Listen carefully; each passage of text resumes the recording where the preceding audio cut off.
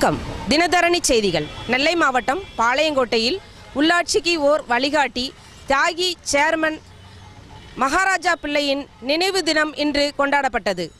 சைவ வெள்ளாளர் சங்கம் சார்பாக அவருடைய திருவுருவச் சிலைக்கு மாலை அணிவித்து மரியாதை செய்யப்பட்டது. இது குறித்து சைவ வெள்ளாளர் சங்க தலைவர் புளியரை ராஜா நம்மிடம் கூறியதாவது: தமிழ்நாடு சைவ வெள்ளாளர் சங்கத்தின் திருநெல்வேலி தெற்கு மாவட்டம் சார்பாக மற்றும் இதர அமைப்புகளின் நிர்வாகிகளுடன் சேர்ந்து இன்று இந்த ஐயா மகாராஜ பிள்ளை அவர்களின் சேர்மன் மகாராஜ பிள்ளை அவர்களின் நினைவு அஞ்சலி அனுசரிக்கப்படுகிறது.